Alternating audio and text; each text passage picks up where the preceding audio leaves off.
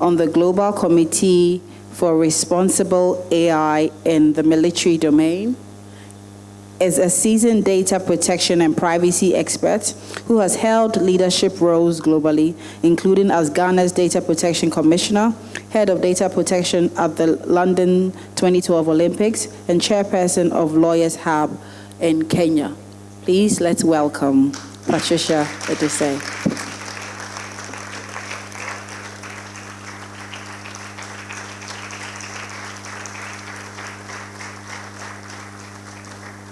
Ooh, what a day we've had.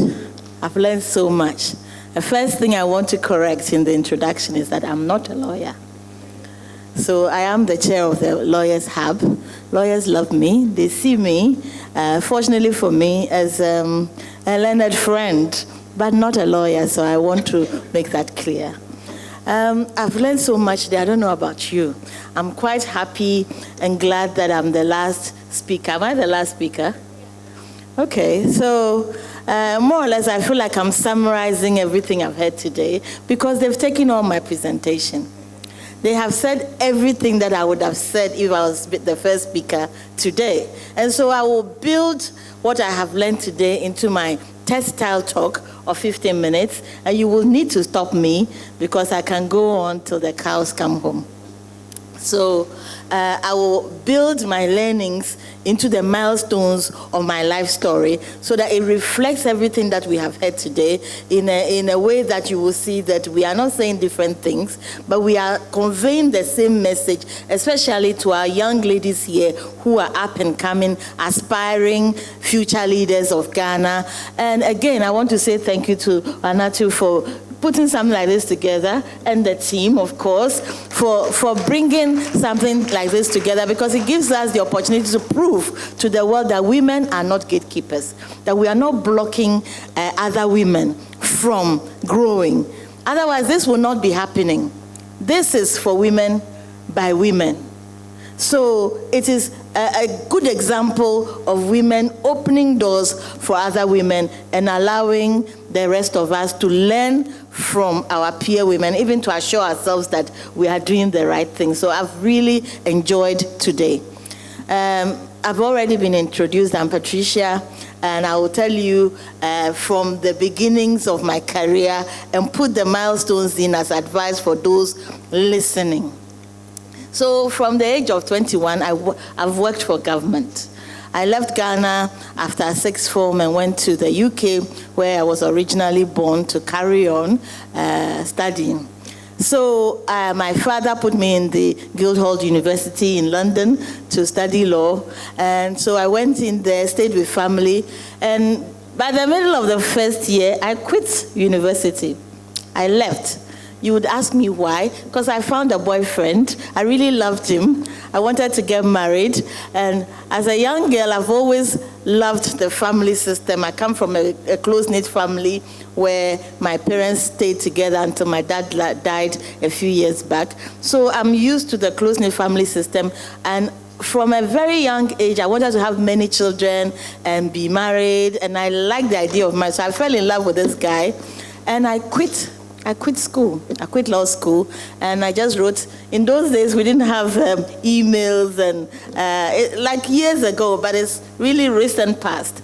I wrote to my dad in the foldable email letter to Ghana, said I can't do it again because I want to be married.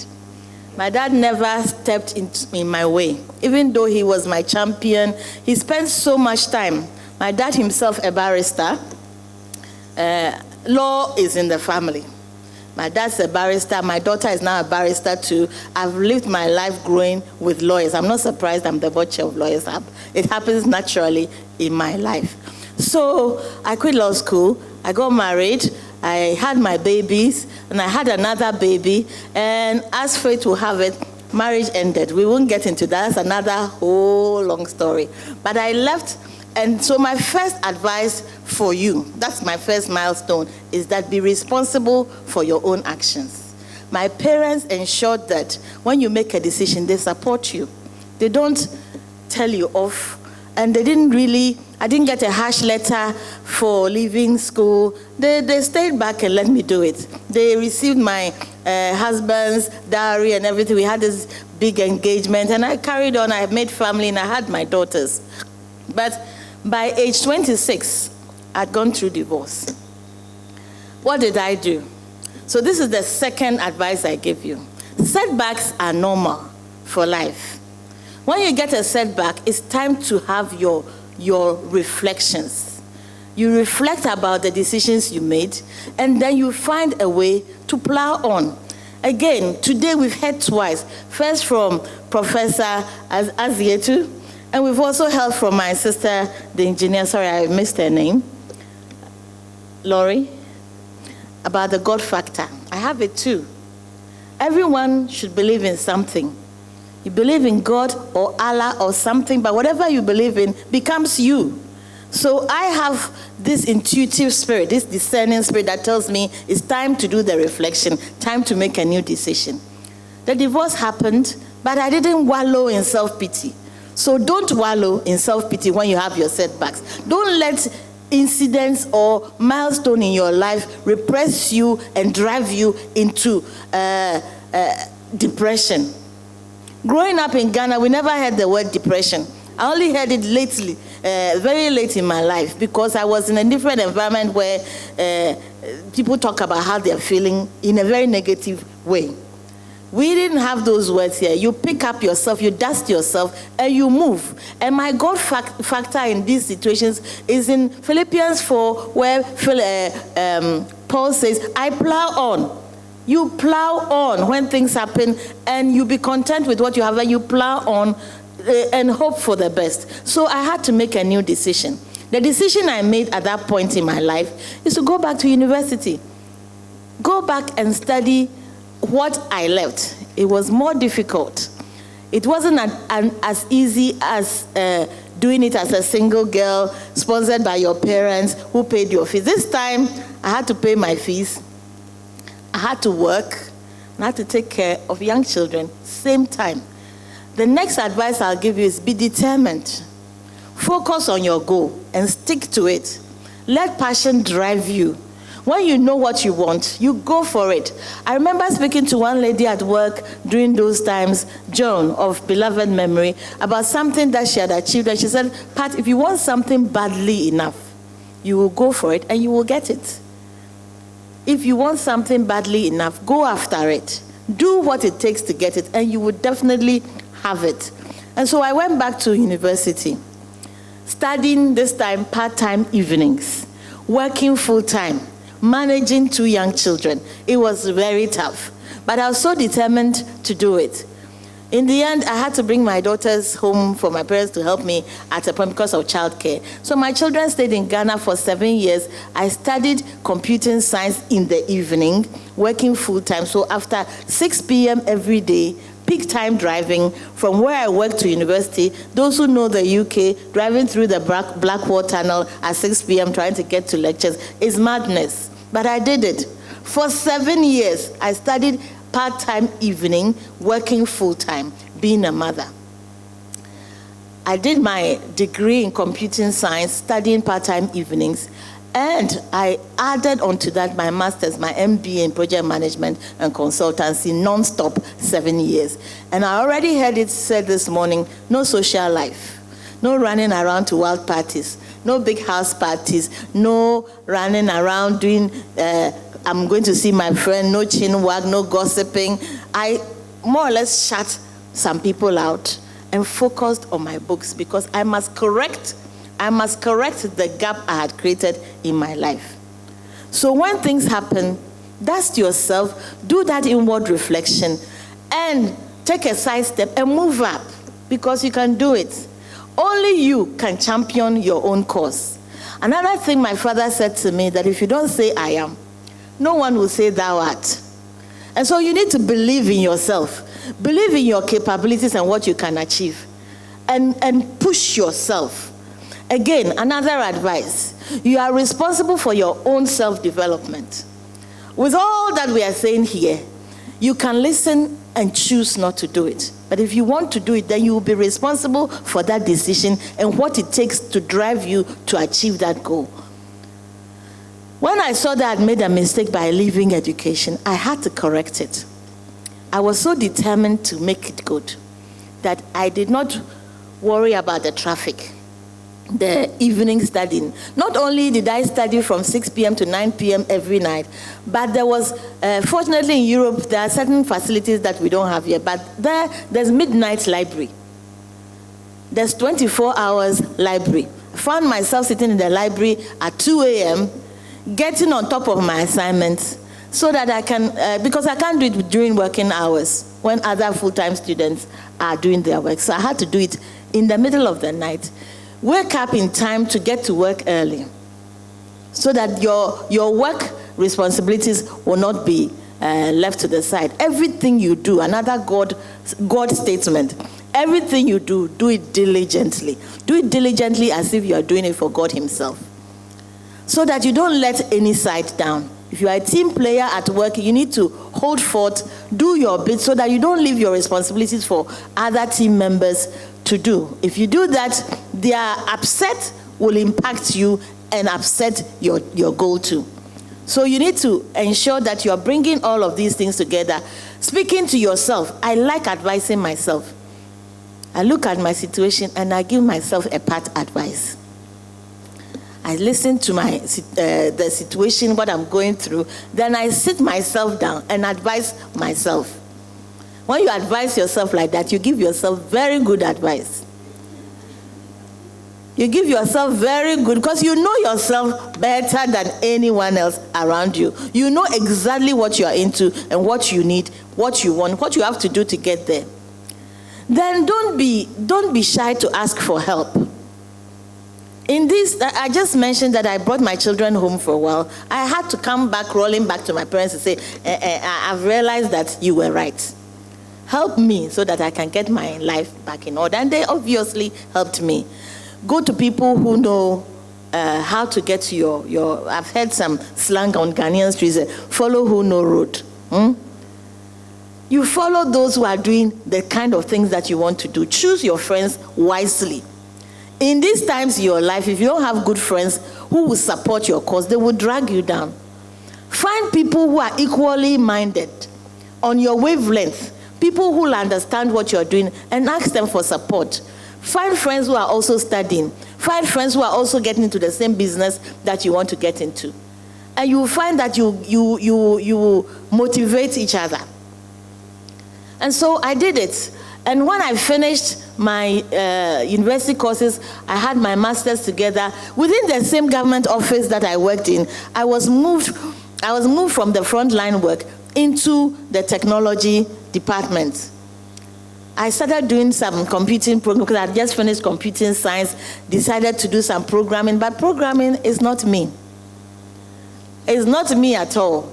Though I knew that, in fact, when I wanted to go back to study, I didn't choose law because I got bored sitting down reading. That's the first thing that actually drove me out of, because the reading was too much. I like to talk to people. I like to engage. I need to, see faces and deal with people. And so I quickly knew that law wasn't for me. And then I went to do computing science because I was so challenged. I wanted to take the toughest course and beat it.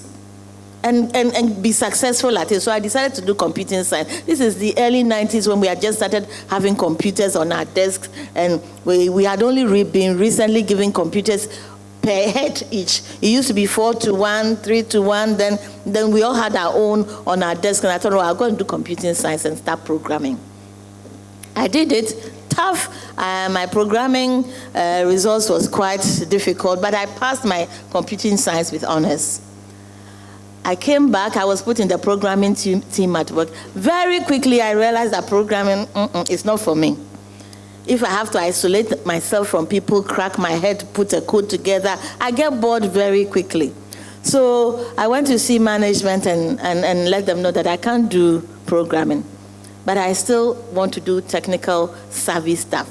This was at the point where, like I said, computers had come to the office. We were now moving our hard manual documentation into digitized documents. The UK was at that stage in the early 90s when they were converting to digitizing. Where Ghana is right now is where they were at that time, trying to digitize all their data. So I had, by that time, been working in like 4 different government offices. I'd worked in housing, I'd worked in leisure services, I'd worked with social workers, I'd worked in different office environments. Now I was with the technical people. And so who best was asked to go and discuss with the business side so that the technical people can build the software for them? Me, I like to engage with people. I like to connect. Every name you mention, oh yeah, I know him. Oh yeah, I know her. So I was the best person to go into the business. And then I was, to the technical people too, I was the best person to explain how the business wants to receive the software, because I understood frontline work. And so with that knowledge, I was able to become the person, the office guru who could really converse with management and understand what the management want. And then, because I'd done the computing science, convert it to technical speak so the technical people can build an appropriate software that is easy for management to use. Another advice to you is learn to use your transferable skills. Whatever you are into now, there are skills you have that can be transferred onto the new thing you've always wanted to do. Don't think what you are doing now is irrelevant in the context of your life. Everything happens for a reason. Everything for a reason. Whatever you are doing now is definitely in line with where you want to get to. Whatever you are into now, whether you are doing national service or you are studying, or you are with family, you are selling, the skills you gain from there are transferable into where you actually want to go to. And so always I teach people to put together learning logs. If you have a log, you can sit on your PC and always, whatever you engage with, like today, you've been on the conference, you need to go and log what you have learned today, because you will need it tomorrow to maybe build a CV or to explain at an interview what you've been involved with or what experiences you've had. It's all relevant. It's all relevant. So I used my experience of working in the government offices to convince the management of the technical department that I'm very capable of bridging the gap. Bridging the gap between technical people and management people. And this is the career that I have now. I have forever been bridging the gap between technical people and management, because every time the management needs something, technical people think about it quite differently. Legal people think differently. So in my career, I deal with legal people, then I deal with technical people, and then general business people. I understand what the legal requirements are. I know what it means to businesses in terms of converting it into policies. So what policies must we put together so that we are compliant with the law? And then I turn and speak to the technical people to help us with ICT to make us more efficient and effective at that requirement. So you merge from all the walks of life that you've been in, the transferable skills, into who you are now. That is how I became the very first data protection practitioners. Even in the UK, there were no black people in that space. It's a very white man's kind of space. It's a very men-dominated kind of space. Masculine, because IT people traditionally were men. They understood technology, and then they had to now deal with the laws when the laws came, because people were using technology to abuse people's rights. It was a male-dominated field, certainly not a black girl's, let alone an African woman's field. But I found myself in the space because of how I had drawn together my transferable skills. Very early on in my career, I'd go for meetings and I'd be the only woman, maybe, only black woman, not Jamaican or black or African, but an African was very unheard of in the spaces that I used to work in the late 90s coming into the 2000s. I'll be the only black person there. But I was rising. I was rising in the business, in the companies that I've worked in for government. We talk about the glass ceilings. How did I break the glass ceilings? You need to know who you are. Forget color. I say this because in Europe, color is one of the big things that hinder people, give them that self-doubt that we've heard about today. We had Shamima mention self-doubt, and Dr. Aziatu also mentioned self-doubt. I have experienced it firsthand. Sometimes you really worry, but I read a book. The book you can look for it is from Susan something. Feel the fear, but do it anyway. Find that book. Download it from Amazon. There's a soft version called Feel the Fear, but do it anyway. So, to even approach a white boss and say that I think I can do this, it was daunting. So many layers of rows above where you are sitting. But somehow, because of the way I carry myself confidently, that I speak at meetings, I speak my mind, please. I will be told off, but if I believe in the truth, I cannot. If I believe this is the truth, you can't repress me. I will speak it. I have spent a lot of my time defending the minority, defending innocent victims of various kinds, vulnerable people in different ways, defending them because I believe in the truth. And so I'm noticed everywhere I go. And somehow it drew the spotlight onto me. And I became the head of service in no time because I speak out, I'm able to deliver, and I'm able to challenge the status quo. Data protection, when it arrived, had never been a part of government arm or business. People ask, data what? What are we protecting? And you need to be able to explain it and defend it and let people know that it is something that needs doing. And so I was able to explain it, and that opened doors for me because even my boss could not explain. So, Pat, come with me. Come and tell them what it's about. And they opened doors, and I walked in. And I explained it to make sense. Read around the subject. What you want to do, what you want to be, everything concerning that thing, read about it. Someone said to me, if you want to hide information from Africans, put it in a book. Because we don't like to read. But read about what you want to be, what you yourself know your goal is. Read about it, get to understand it. And then when the opportunity comes, and we all believe that opportunities are like camera shutters. It's like the flash. It just comes and goes. You have to be poised to take the opportunity. Don't miss a good opportunity. You have to be well positioned to jump in as soon as the opportunity comes. And that's what I did. I read about my subject. I always wanted to know everything about it. Oh, they are discussing it. I hear a new word. Oh, yeah. I go and Google. Now you have Google. I used to go to the library. I will find out what this is about. I will explain it to myself over and over and over so that I can explain to people as if I've been doing it every day of my life.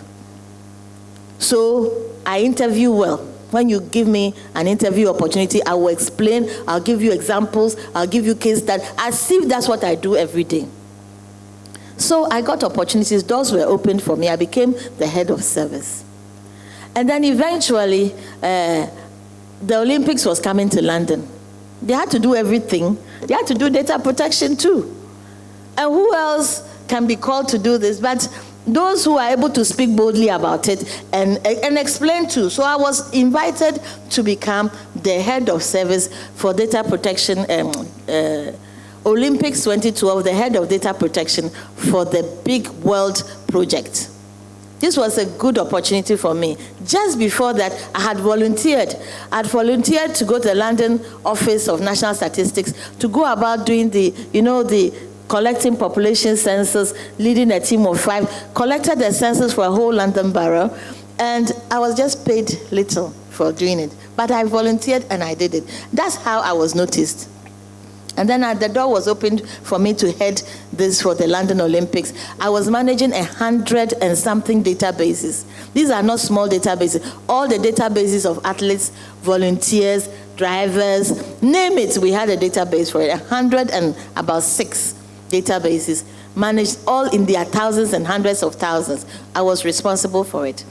So I did this, and I did it again, reminding you, diligently. Staying late, seeing to the bottom of it, challenging even the MI6. Now when I think about it, I look back and I'm thinking, Pat, what were you thinking about? You know, you had to justify every access to the data. The police, the intelligence people, the security people people from all over the world, media from all over the world were there. And everyone who wanted to see any bit of data had to come through me. So you had to be tough. I walked into a meeting of the London Transport, because all the trains and the buses would be used at that meeting during the period. They had a meeting, they invited me. I walked into the meeting, and one gentleman there said, we asked for the head of data protection.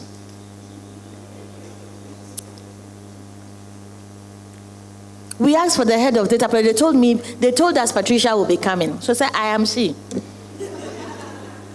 This is a big table of about 30 men and about 2 white women. And me, my black-faced African girl, I walked in. So people can say things that can completely deflate you. I tell you this story because they can burst your bubble. They can, with one sentence, finish you.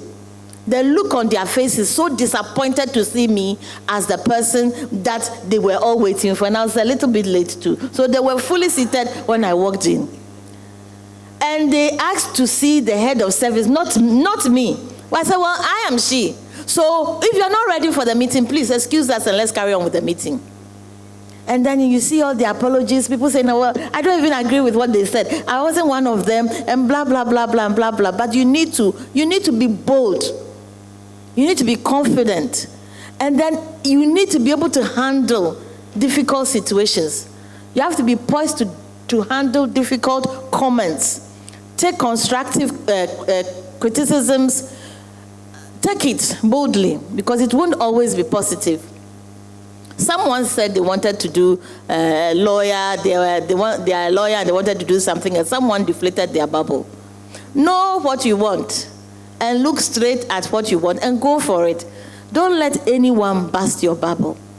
And people are just people. They are like me. You are sitting down. I'm no better than you. You are no better than me. My Nigerian friend that I studied with is Pat. We better get on with it. The people who got the station, they only have 1 head, 2 hands, and 2 legs. Yeah, we have the same thing, so we are going for it. And she was my champion friend. She says things like this to me, and it challenges me all over again. If someone has had a distinction, I will aim for it. If I don't get it and I get a 2-1, I will thank God. So you need to aim for heaven. Maybe the skies will be your limit. And maybe you will get to the top of where you want to be, but don't belittle yourself. Another God statement. You were fearfully and wonderfully made. So you are unique in what you want to achieve. No one else has been planned to deliver what God has created you to deliver. You are unique in that space. And because I believed that, I managed to lead in a white man's country, lead in positions where men struggle to get attention. And because I don't even see the color. I spent about 10 days in Gibraltar with a group of white colleagues, and there were no black people there for about 10 days. So we were conversing and doing work, and we just walked in the hotel. We walked past the mirror, and I was like, I saw a black woman in the mirror.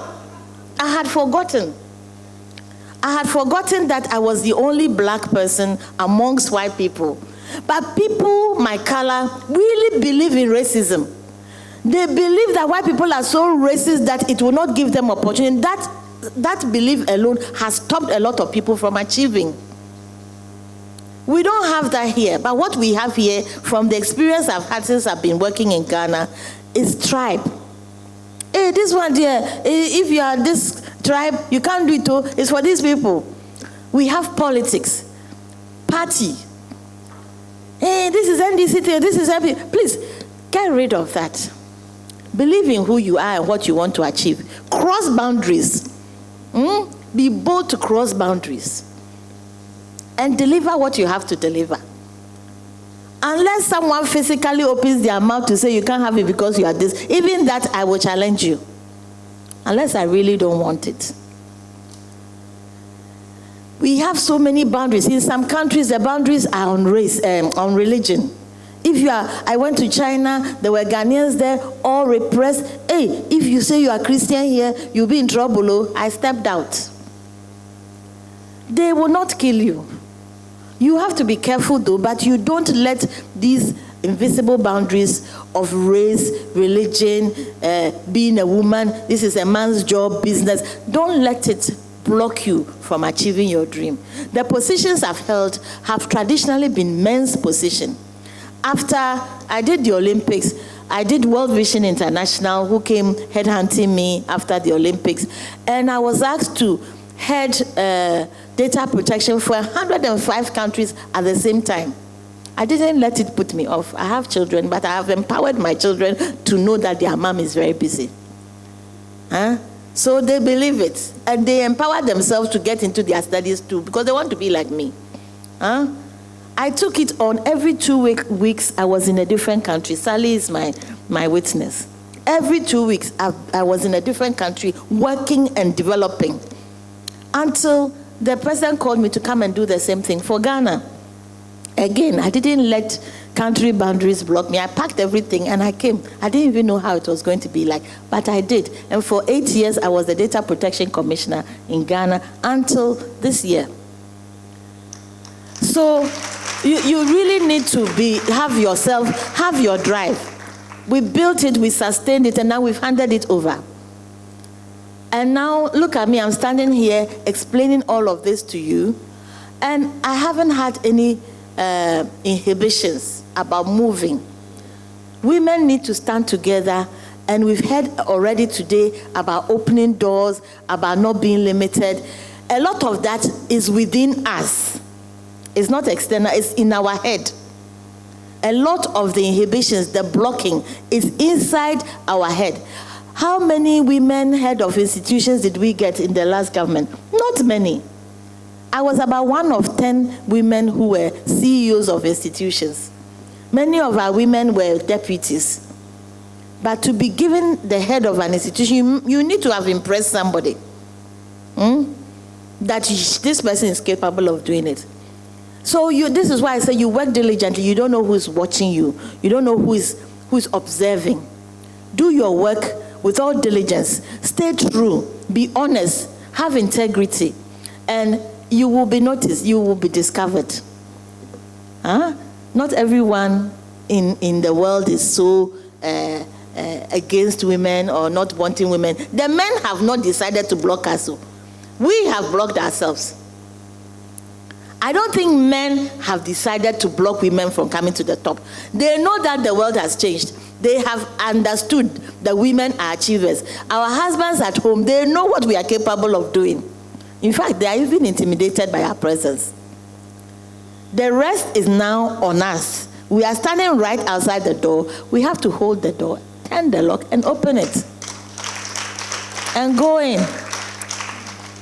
So with all the statements we've heard today, I just want to encourage you to change your mindset. Renew your mind. It's also in the Bible. Be transformed. Transformation comes by renewing your mind.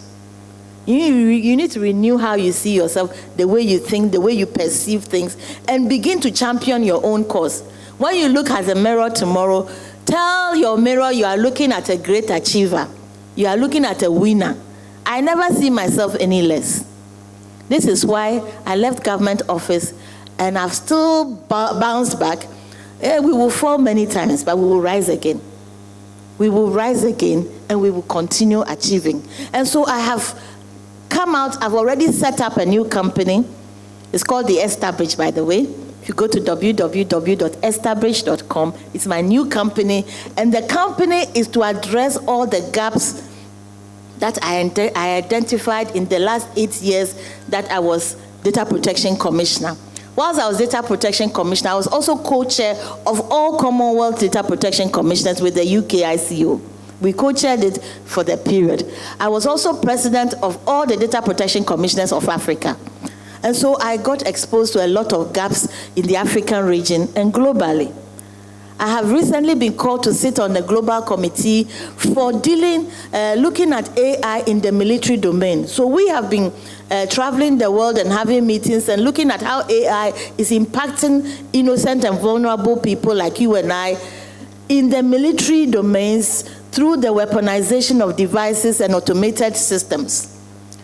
We've dealt with, we've seen firsthand what is happening in Israel, in Ukraine, Hamas, and Russia's capability, and we are reporting directly to the NATO. This is an ongoing position that I hold.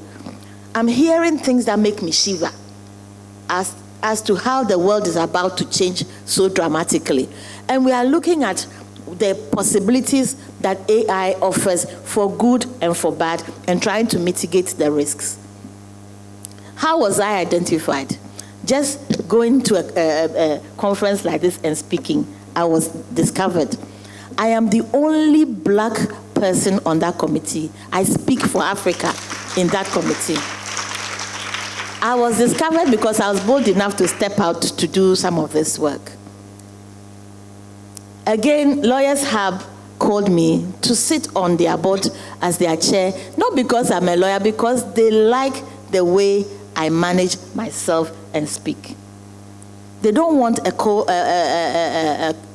peer lawyer to lead the board. They want a neutral mind, and that's how they appointed me as their chair. This week, I've also been asked to fill a nomination to be considered as part of the AI Council for Africa. I'm getting these offers because I believe in myself, not because people believe in me, but because I believe in myself, and I speak not only for myself, but I speak for myself and for all of you here. So you have to, the last advice I'll give you is be willing to share. Be willing to give. It's not all about money. I'm not getting paid for standing here today. It's not about money. So be willing to give what you know to others. We are not blockers. We are not gatekeepers. I've heard these terms today. We are not stopping other young women from growing. Young women, you are stopping yourself. We are not stopping you. If you really want to grow, go for it. Go for it, and you will make it. So that's my advice for you today. Thank you.